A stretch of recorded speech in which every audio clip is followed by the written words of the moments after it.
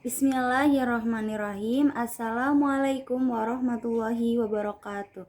Perkenalkan, nama saya Siti Lutfia Mamdudah dengan NIM 12250 10181. Di sini saya akan mengerjakan review tugas mata kuliah Sejarah Kawasan Dunia Islam. Baik teman-teman, di sini saya akan mengambil bab 1 yaitu yang berjudul Teori Masuknya Islam di Nusantara. Nah teman-teman, di teori masuknya Islam di Nusantara itu ada 4 teori, yaitu ada teori India, teori Mekah, teori Arab Parsi, dan teori Cina Indochina. Dan saya akan menjelaskan yaitu satu persatu teori.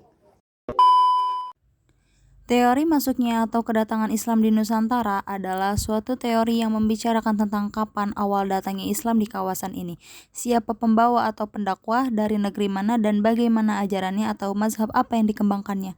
Sampai saat ini terdapat beberapa teori mengenai kedatangan Islam di kawasan Asia Tenggara, yaitu teori India. Teori India memiliki pendukung yang cukup banyak. Namun, di dalam teori ini pun terjadi perbedaan pendapat antara satu sejarawan dengan sejarawan yang lainnya. Mereka tidak sependapat mengenai asal wilayah kedatangan Islam di Asia Tenggara Nusantara.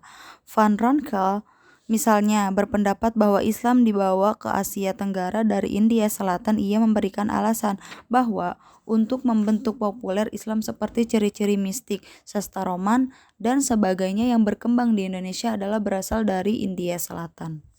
Karena itu, Van Ronkel berpendapat bahwa Islam di India berasal dari wilayah India Selatan. Mokyut R.A. Kent dan Snodgrass berpendapat bahwa Islam di Indonesia adalah berasal dari Gujarat. Nah, selanjutnya yaitu ada teori Gujarat ini didukung oleh Snodgrass yang mengatakan bahwa tidak mungkin Islam datang yang berkembang di India yaitu Gujarat. Secara khusus, Brian Harrison berpendapat bahwa kawasan Asia Tenggara memperoleh inspirasi budaya bukan dari Persia atau Tanah Arab melainkan dari India. Karena itu, kata Harrison, penerimaan Islam di kepulauan dan tanah semenanjung terpaksa terlebih dahulu penerimaannya oleh pihak India yang secara prominent berkecimpung dalam berperdagangan seberang laut di antara India dan Asia Tenggara. Teori dari Horgrunge ini terlalu banyak kelemahan bagi penulis mengenai batu nisan bukan merupakan bukti benar bahwa Islam berasal dari Gujarat, karena batu nisan merupakan salah satu komoditi atau barang yang diperjualbelikan di pelabuhan-pelabuhan di Nusantara. Nah, sementara itu pendapat Morrison yang mengatakan bahwa Gujarat tidak menganut mazhab Syafi'iyah adalah tidak tepat sebab pada peringatan awal kedatangan Islam, daerah-daerah di bagian barat India adalah penganut mazhab Syafi'iyah sama seperti daerah-daerah selatan dan Bengali. Realitas ini banyak dijelaskan oleh para penulis sejarah lainnya. Selanjutnya yaitu teori Arab. Teori ini menyatakan bahwa Islam telah datang ke Nusantara sejak abad pertama Hijrah atau pada abad ke-7 Masehi langsung dari kota Mekah. Sebenarnya, alasan-alasan atau hujah histori mengenai pendapat ini telah disebutkan di atas bahwa antara bangsa Arab dan negeri Cina telah lama terjalin hubungan dengan dan politik jauh sebelum datang Islam, yaitu pada abad ke-4 Masehi, seperti dikatakan C. Vendler dalam Trade and Society.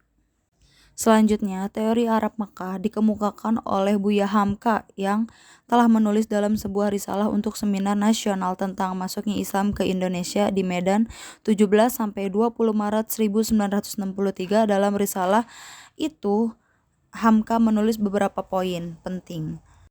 Poin penting tersebut yaitu ada 14 poin.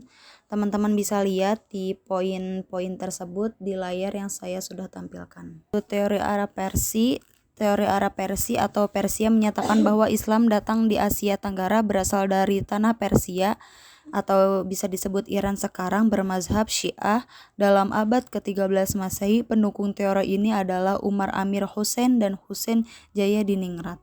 Teori ini didasarkan pada bukti-bukti sejarah berupa dijumpai nama-nama sultan di Nusantara yang menggunakan nama Shah atau Tashi atau Tashih dalam naskah-naskah Cina. Selain itu, teori Arab Persia juga didasarkan pada dua alasan, yaitu pertama, bahwa banyak tradisi kaum Syiah yang dipraktikkan masyarakat Indonesia di beberapa wilayah, seperti tradisi Muharram, tradisi Asyura, atau bisa disebut tradisi atau upacara ritual. Ini sangat dijunjung penganut Syiah. Upacara tabut yaitu memperingati peristiwa tragedi Karbala di Sumatera Barat dan Jambi.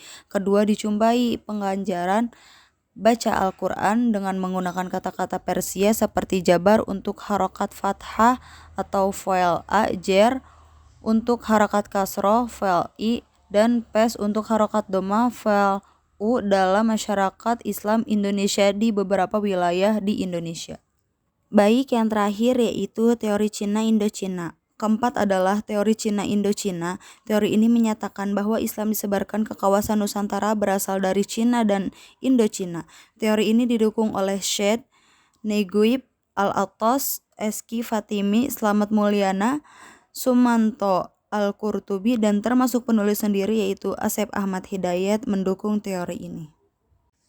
Bukti-bukti mengenai kedatangan Islam berasal dari Cina dapat kita rujuk pada peristiwa pemberontakan di Canton pada tahun 877 Masehi yang telah mengorbankan kira-kira 120 orang sampai 200.000 para pedagang Islam yang kebanyakan para pedagang Islam Arab dan Parsi.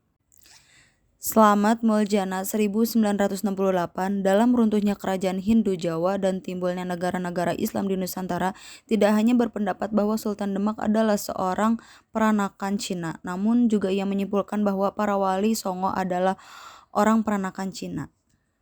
Setelah itu, menurut Eski Fatimi, kerajaan Kampa di Indochina 1000 sampai 1471 Masehi adalah sebuah kerajaan Islam yang didirikan oleh para pelarian Syiah Al-Alawiyah dari Damaskus. Namun, sebagai akibat dari serangan kerajaan Annam di Vietnam, orang-orang Islam Al-Alawiyah lalu melarikan diri ke Mekah dan Aceh. Alasan ini didasarkan pada bukti adanya batu prasasti di Trengganu yang dituliskan tahun 1386, sebenarnya bertakhik 1303 Masehi yang disamakan dengan batu nisan di Kampa Selatan.